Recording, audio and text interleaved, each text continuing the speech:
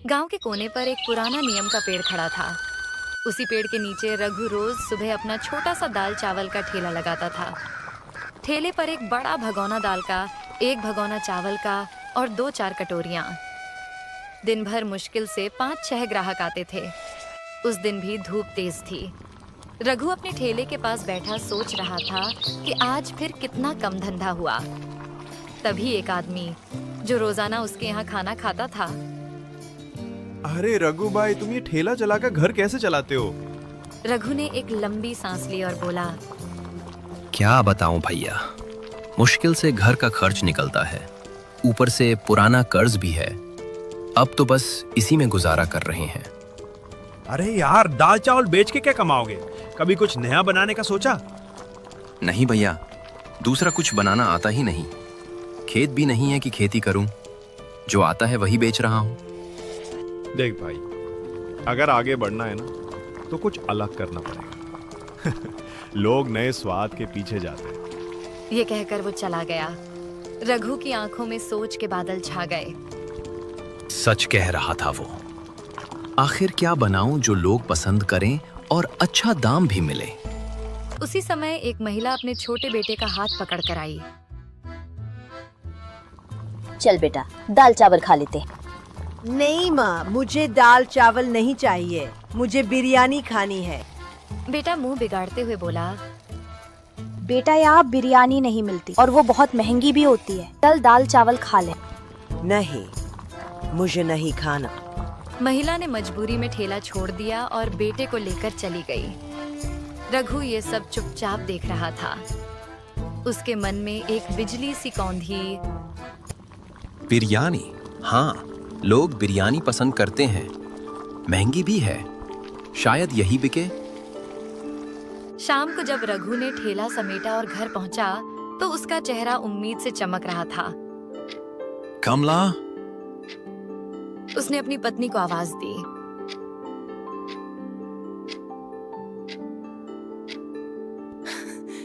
क्या हुआ रघु, आज बड़े खुश लग रहे हो? सोच रहा हूँ कल से ठेले पर बिरयानी बेचें, लोग पसंद भी करेंगे और मुनाफा भी अच्छा होगा। कमला चौंक गई। बिरयानी? लेकिन बनाएगा कौन? मुझे तो नहीं आती। रघु कुछ पल सोचता रहा, फिर बोला, सलीम को क्यों ना पूछूं? वो होटल में काम करता है, उसे तो बिरयानी बनानी आती होगी। वो जरूर सिखा देगा। कमला हंस दी। ठीक है, पूछ लेना। अगर सच में सीख गए तो हो सकता है हमारी किस्मत बदल जाए।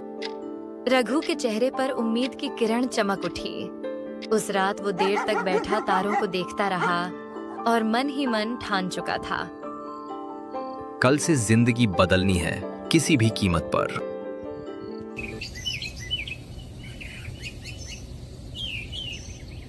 अगली सुबह रघु सूरज निकलने से पहले ही उठ गया। चेहरे पर उत्साह साफ झलक रहा था। जल्दी जल्दी नहा धोकर उसने कपड़े पहने और अपने दोस्त सलीम के घर की ओर चल पड़ा। गांव की पगडंडी पर हल्की हल्की धुंध थी, मगर रघु के कदमों में एक नई उम्मीद की रफ्तार थी। सलीम के घर पहुंचते ही दरवाजे पर दस्तक दी। कौन है? अरे रघु, बड़े दिनों बाद आए हो भाई। हाँ यार, काम के चक्कर में समय ही नहीं मिल पाया। सोचा आज आकर तुमसे कुछ जरूरी बात कर लूं। अरे आओ आओ अंदर। सलीम ने उसे चारपाई पर बैठाते हुए कहा, क्या बात है? चेहरे से तो लग रहा है कोई बड़ा फैसला लेने वाले हो। रघु ने गहरी सांस ली। सलीम भाई, तुम्हें पता है मेरी हालत कैसी है? ठेले पर दाल चावल बेच बेच कर गुजारा मुश्किल हो गया है। कर्ज का बोझ भी बढ़ता जा रहा है। सोच रहा हूं कुछ नया करूं और इसी वजह से तुम्हारे पास आया हूं। सलीम ने गंभीर होकर पूछा, क्या मदद चाहिए भाई? जो होगा मैं जरूर करूंगा। रघु ने थोड़ी हिचकिचाहट के बाद कहा, भाई मुझे तुमसे बिरयानी बनाना सीखनी है। सुना है तुम्हारी बिरयानी का जवाब नहीं। सलीम का चेहरा खिल गया। अरे बस इतनी सी बात, ये तो बड़ी आसान चीज है, बताता हूँ। रघु उत्सुकता से उसकी बात सुनने लगा।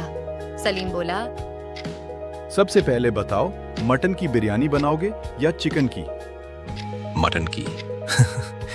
गांव में लोग मटन ज्यादा पसंद करते हैं। ठीक है। सलीम ने हाथ से इशारा करते हुए समझाना शुरू किया। तो सबसे पहले मटन को अच्छे से धो लेना, फिर उसमें दही, लाल मिर्च पाउडर, खड़े मसाले, तेल, हरी धनिया और पुदीना डालकर अच्छी तरह मिक्स कर दो। इसे कुछ देर मैरिनेट होने दें। रघु उत्सुकता से उसकी बात सुनने लगा। सलीम बोला, जब तक मटन मैरिनेट हो रहा है, तुम चावल उबाल लो।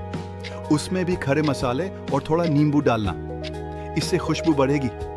फिर मटन को धीमी आंच पर पकाना, करीब 90% पक जाए, तब उसके ऊपर चावल डालकर ढक दो। फिर 30 मिनट दम लगाना और तैयार।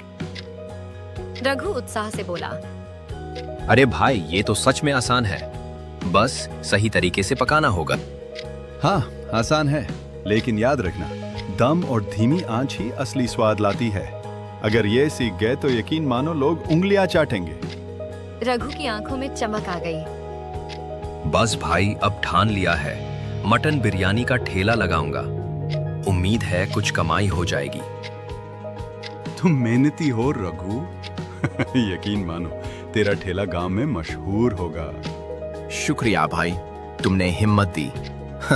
अब चलता हूँ, कल की तैयारी करनी है। घर लौटकर रघु ने कमला को सब बताया। कमला मुस्कुराई। अच्छा हुआ सलीम ने बता दिया। कल देखते हैं लोग पसंद करते हैं या नहीं। लेकिन दाम क्या रखोगे? 100 रुपया प्लेट रखूंगा, सही मुनाफा होगा। ठीक है, तो फिर अब इसे तैयारी शुरू कर दो। रघु के दिल में नई ऊर्जा थी। उस रात उसने बिरयानी का हर स्टेप बार बार याद किया और अगली सुबह का सपना सजोते हुए तैयारी में लग गया।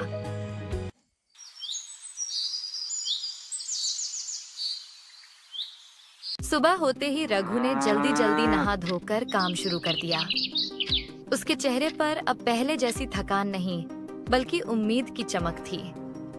उसने ताज़ा मटन अच्छे से धोया और सलीम की बताई रेसिपी याद करते हुए उसमें दही, लाल मिर्च पाउडर, खड़े मसाले, पुदीना और हरा धनिया डालकर प्यार से मसालों में लपेट दिया।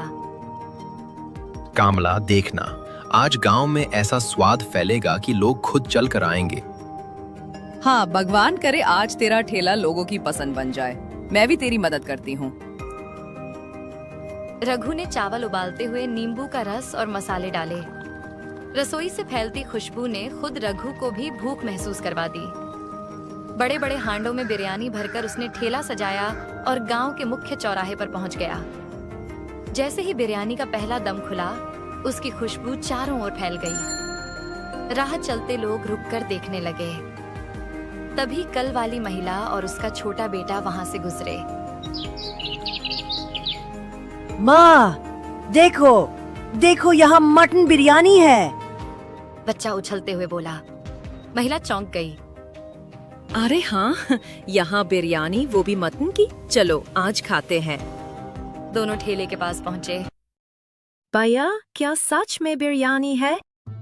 हाँ दीदी, आज स्पेशल मटन बिरयानी है। एक बार खाकर देखिए, उंगलियां चाटते रह जाएंगी। अच्छा, कितने की प्लेट है? बस 100 रुपए की एक प्लेट और उसमें 2 बड़े मटन के पीसेस मिलेंगे। रघु ने प्यार से एक प्लेट परोसी। महिला और बेटा जैसे ही खाने लगे, उनके चेहरे खिल उठे। अरे भाई, ये तो कमाल की बिरयानी है। महिला ने चौंक कर कहा।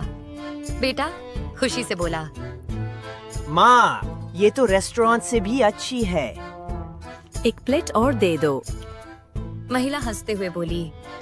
रघु के दिल में खुशी की लहर दौड़ गई। उसने तुरंत दूसरी प्लेट बना दी। महिला ने खाते खाते कहा, भैया, अब दाल चावल मत बनाना, तुम्हारी मटन बिरयानी तो लाजवाब है। इसी बीच 2 बुजुर्ग आदमी ठेले के पास आए। अरे रघु, आज क्या मटन का जायका खिला रहे हो सबको? एक ने हंसते हुए पूछा। रघु बोला, काका, सिर्फ मटन नहीं, मटन बिरयानी है। लीजिए चखिए। वाह, मेरी तो पसंदीदा डिश है। 2 प्लेट लगाओ। जैसे ही बुजुर्गों ने पहला निवाला लिया, एक ने उंगलियां चाटते हुए कहा, भाई क्या बात है, ये तो सच में लाजवाब बनी है। और ये मटन इतना मुलायम कि मुंह में ही घुल रहा है। मसालों का स्वाद तो गजब है। धन्यवाद काका, आपकी दुआ से ही तो ये सब है। धीरे धीरे ठेले पर भीड़ बढ़ने लगी। लोग खुशबू से खींचे चले आ रहे थे।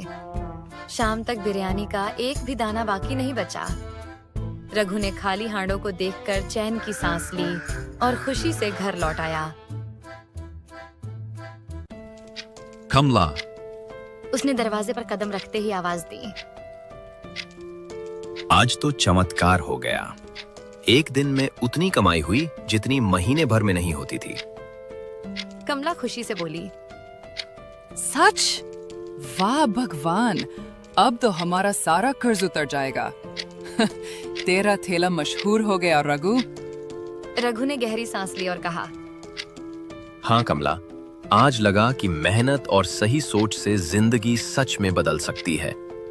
उस रात रघु और कमला के चेहरे पर संतोष की मुस्कान थी। घर में खुशबू बिरयानी की नहीं, सपनों के सच होने की थी। अगले दिन रघु ठेला लेकर उसी जगह पहुंचा। ठेले के पास पहले से ही ग्राहकों की लाइन लगी थी। तभी सलीम वहां आया और मुस्कुराकर बोला, अरे रघु, तुमने तो मुझे भी पीछे छोड़ दिया। पूरी बिरयानी की खुशबू गांव में फैल गई है। रघु हंसते हुए बोला, अरे यार, पहले खुद खा तो लो, फिर बताना कैसी है। सलीम ने सिर हिलाया। खाने की जरूरत नहीं। लोगों की तारीफें सुनकर ही पता चल गया है कि तूने कमाल कर दिया है। रघु भावुक होकर बोला, भाई, ये सब तेरी वजह से हुआ है। तूने मुझे रास्ता दिखाया। तेरे इस एहसान को मैं जिंदगी भर नहीं भूलूंगा। अरे यार, दोस्तों के बीच एहसान नहीं होता। तेरी मेहनत ही तुझे यहाँ तक लाई है। धीरे धीरे रघु की बिरयानी का ठेला गांव में मशहूर हो गया।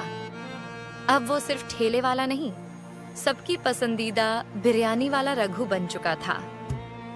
गरीबी और कर्ज की जगह उसके घर में अब खुशियां और तरक्की की खुशबू फैल चुकी थी।